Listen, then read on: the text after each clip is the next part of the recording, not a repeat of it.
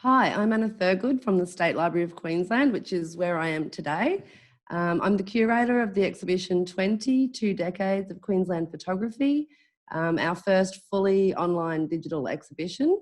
And today we're doing a curator's talk going behind the lens with John Gollings, one of the photographers featured in the exhibition.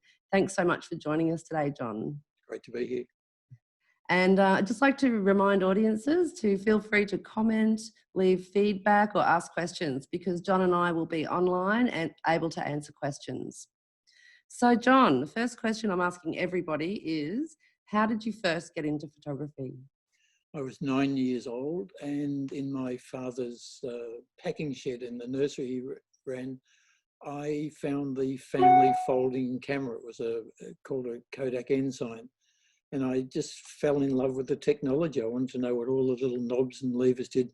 And one of my father's workers was a photographer and had a darkroom at home, and he taught me all about it and bought me a roll of film that very day. It was one afternoon after school.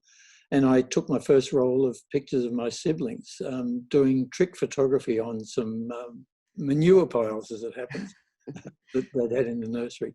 And I was obsessed with photography, the whole process from that moment on. I would hang around looking in camera store windows, lusting after various cameras until when I was about 12, I finally got my first Agfa Ambi-Select. And I used that and became a school photographer right Oh, really? till I graduated and went to do architecture degree. Oh, you did architecture. Yeah. We're going to talk about that. I'm a self-photographer. Say that again, sorry. I'm a self-taught photographer. Self-taught, yep. Best kind of photographer, I think. So I think we're just going to talk about this. I think you're best known for your architectural photography, but you had a different career when you first started out after your degree in advertising and fashion. Can you tell us a bit about that? Yes, I had met Rennie Ellis, who was a well-known Melbourne photojournalist, and he introduced me to his mates in advertising. And one of them needed an assistant for a photographer they were bringing in from London, Peter Goff, who had been Norman Parkinson's assistant.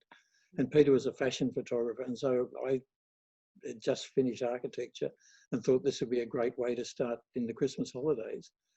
And Peter got a bit bored with me after a couple of months. In those days, this was mid-60s, you didn't really need assistants. And so the studio said, we'll put you out to work. And they made a portfolio of my existing photos and sent me off to visit ad agencies.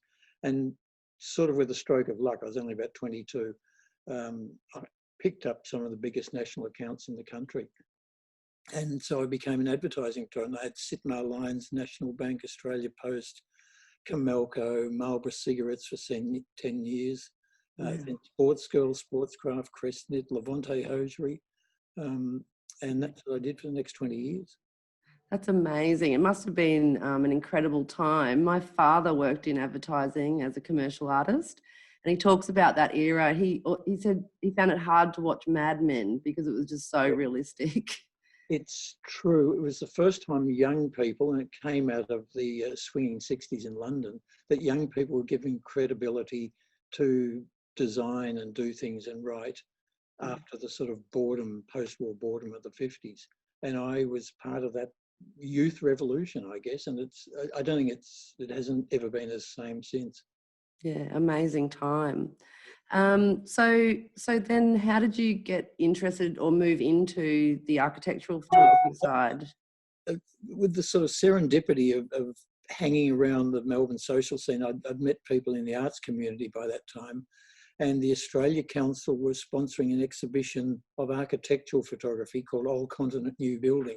And it was to be David Moore, Max Dupain, and myself. And I was thrown in as the sort of young Turk who was already known to bring advertising techniques into architectural photography. I was lighting buildings at night. I was throwing objects up in the sky. I was trying to be a surrealist, but at the same time, because it was the year of postmodern architecture, I was trying to take photographs that were more interpretive, and that was seen, and I used colour a lot, and that was seen as radically different to Max and David, and that got me got me a major architectural commission and a travelling exhibition all around Australia and a book. And that reignited my enthusiasm for photographing buildings. Amazing. So just remind everybody that my name's Anna. I'm from State Library of Queensland, and I'm here talking with the famed photographer John Gollings, whose work features in the 22 Decades of Queensland Photography exhibition. So also part of your career in advertising was the Get Wrecked on Keppel campaign, which is very famous up here in Queensland. Tell us a bit about that. It's a very naughty campaign, it was. It was naughty, and the premise behind it was that it was singles who went to Great Keppel, and they were obviously looking for romance, whereas Dunk Island, the other island that TAA owned, was for married couples and children. So this idea that you could go there and get wrecked and find love was what we were perpetuating. And so everything was designed to infer really getting wrecked, basically getting drunk and going mad. And we had great fun shooting those campaigns. Yeah, they were famous. It was a great copy line, to get wrecked, and it was spectacularly well. Yeah, it was genius, wasn't it? But then when Cleo magazine came out with their sealed section, we started to get very naughty and very nude. Right. To this day, fantastic. Yeah. My next question is, in the mid-1970s, you received private tuition with the famous American photographer Ansel Adams in his darkroom in California. Yeah. So how did that come about? I decided that I had some friends who were doing their master's degree at UCLA, and so I was going across to Los Angeles, and they were encouraging me to go and look at all the great modernist buildings in California. And in that process, I drove up to Big Sur, and out of the blue rang Ansel Adams up. And he said, look, I can give you a week if you just want to hang around and learn and watch and talk. I'm here for a week in my studio house. And we made an appointment for the following week, and he rang and changed it a couple of times. He was getting busy. Anyway, I finally got in and got the week of the most extraordinary tuition. Lived in his house. He cooked me lamb chops at night. He showed me how he had a very early microwave. He used it to dry his test prints. It was just fantastic. And he let me actually handle all the famous negatives, you know, Moonrise over Hernandez and all the Big Sur shots and all these Yosemite negatives. Taught me everything. And of course, as a photographer, you soak this stuff up. So I still remember every little moment of it. Oh. And then at night, he would sit down and he had the most fantastic correspondence with people like all the great painters. Georgia O'Keeffe in particular used to write poetry to him, and he'd reply. And so he introduced me to all those literati in California. Was a brilliant time for me. Oh, I can't believe it. I just can't believe that you could have just rung him up and said, can I come over? Yeah, it was crazy. But he had that sort of generous spirit, and he loved teaching. And because I could ask all the right questions, and I'd read all these books, that we actually had a great time. That's just incredible. So what do you think you learned most of all from that experience? I think it was something to do with the creative process and following your own instincts. And at the same time, he had compositional rules, which I had started to develop. Probably, I was obsessed with Corb's book, Le Modulo, and the Golden Mean.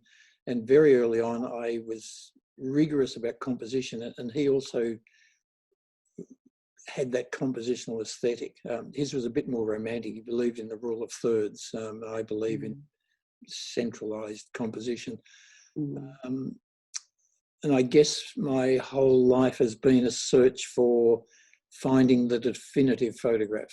And in architecture, one of my rules is to take the least number of photographs possible, because that really makes you hone in on the one picture that describes as much about the building as possible. And he taught me that, because you both, I mean, he was a landscape photographer primarily, and you go out and you stand in a paddock and you think, where's the shot? And you wait for light, and then you wait for an object and you put that in the middle so that you can rotate the image around it. I do the same with a building. If you don't have rules, you just lost. Yes. And because you don't know where to start. You know, you pull up your car, you get out and you're looking at your building and think, goodness, you know, where's the best angle? Yes. And then you start to hone it down. So, but the other thing, he introduced me to Edward Weston, who had just died, but I met Maggie Weston and all his friends who were great creative photographers from the F64 school.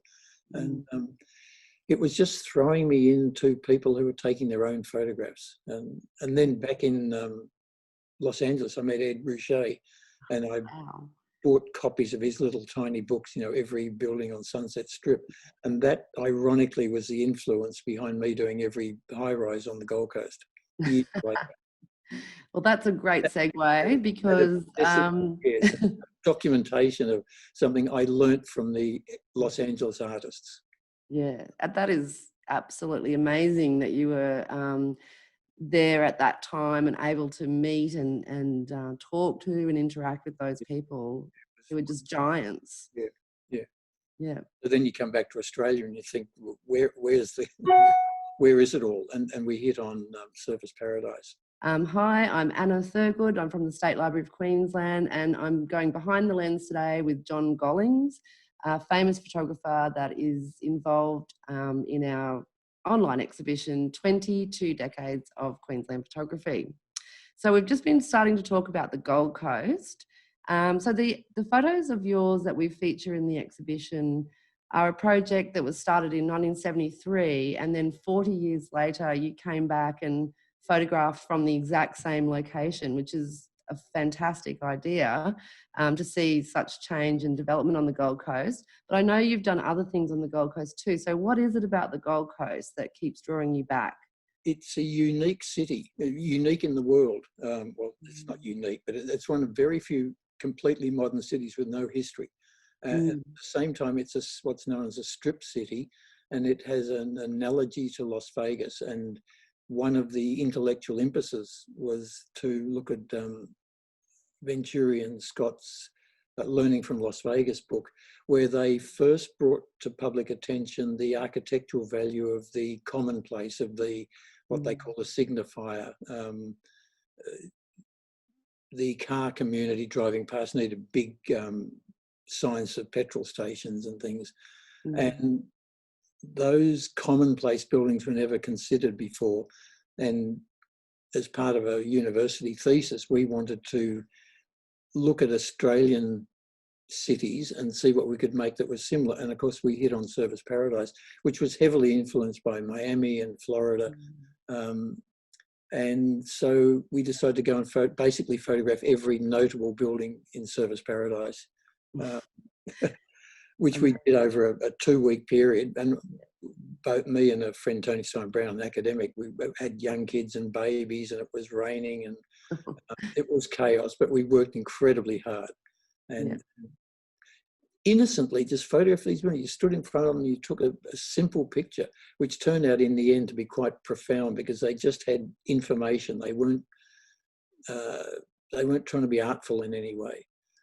I had managed to keep the same cameras and lenses all those years, and so I'm now embarrassed by some of the fisheye shots.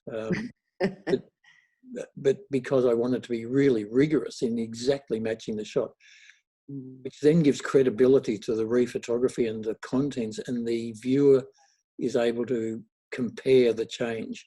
And if you aren't totally rigorous, then you can't trust the photograph. That's right. And so those were actually overlaid in Photoshop, so I could guarantee that they were exactly the same shot. Ah, that's amazing. So was it also the same time of day? We tried to match it, but doing so much of it, we couldn't match. But yes, we broadly matched them exactly. Sometimes you have to wait for body corporates to give you permission to get on a roof for some of the big views. Then in one case, one somewhat boring but amusing incident, I had got up early on one roof and was looking over the edge and wandering around looking somewhere. Anyway, someone from another block of high-rise flats thought I was about to jump. And they called the police, who came up, and it was one of my dusk shots. And they wouldn't let me keep photographing. They said, no, we're waiting for a psychiatrist. And it was a ludicrous incident where I nearly lost the shot. So, but you got those shots in the end. I finally got it. I hate to give up on a shot. Yeah, that's incredible. So you and I have talked also about another project that you've worked on the Gold Coast. Can you tell me a little bit about that? Yes, because I was going up there all the time shooting other work, and I keep going back as I am addicted to, I suppose, the slight craziness of it, and also the change from being a sort of workers' paradise to the White Shoe Brigade, and then the rise of very bland buildings. The other thing that was unique about the Gold Coast was the number of high-rise, and they worked in a strip from Paradise Point to Coolangatta. And so I just determined that to stop myself getting bored, I would walk that whole Gold Coast, taking one picture of every single high-rise, and I let some little 4-story and 5-story buildings get in as high-rise, but there are 600 of them. And the only way I could find them was to download Google Maps, and I picked up the shadow patterns, and the length of the shadow told me which were the highest buildings. And anyway, so I did it over, I think, about 6 visits. I finally completed that whole walk, and methodically wrote down the name of the building and the address for every single one. And that's all been entered in a database. So it's an incredibly complete documentation. Yes. It has social value as well as artistic value. It's artistic as it's obsessional. Yes. It's and I like that you sort of said there was absolutely sort of no building going on the Gold Coast at that time. A period of one of the financial crashes where all the builders, and most of them had gone broke and the banks had taken over. So there was not a single crane on the horizon, and the Gold Coast hasn't been like that since. It's now booming again. So it was an amazing period where you could draw a line and say, this is the modern Gold Coast is now complete. Yes, it's amazing, fantastic timing. So the other thing, so I've read a bit about your photography, and I've heard people say that you capture the personality of a building, but you've also photographed, I've also seen photographs of sacred rock art sites and ancient temples. So it seems to me that what you're actually interested in is the way humans make their mark on the world, and they have ever since and we were invented. I'll do it. There's 2 bits. I've been photographing Indigenous rock art extensively around Australia, and I just think it's some of the most. It really is the most amazing art in the world, and the best of it was done 60,000 years ago, and it's quite extraordinary. But I'm mindful of the fact that I'm photographing someone else's art, so and as I am, my whole career is photographing the creativity of other people. So you have to be very careful to not put your own trickery on top of it. At the same time, the rock art is in very sacred locations. I'm trying to put it in context, explain the sacredness of it, but make it a memorable image. So that's a task. When I get to architecture, it's, again, I'm very conscious that I just want a simple, straightforward shot of a building which represents the design work of another person. But at the same time, I have to demonstrate every bit of it in the least number of photographs. And I also tend to shoot with a wide angle, put the building up front, which makes it bigger in the frame, but still has a lot of context, because context explains the sensitivity of the architecture to the site and or the landscape.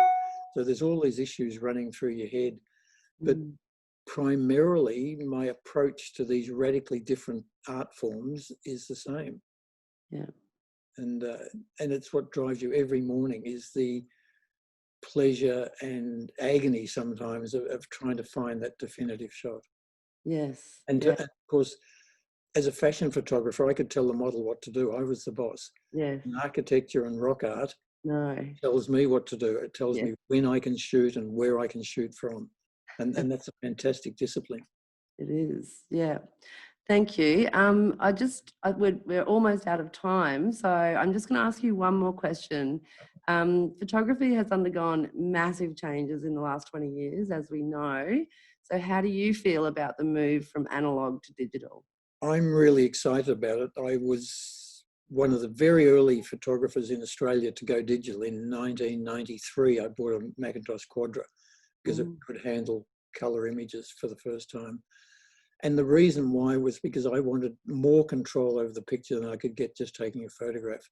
And I've perpetuated the workflow, I guess, that enables me to remove excrescences from buildings. And a simple thing is, if there's an air conditioning duct on the roof, I can take it out because it wasn't part of the architect's expression.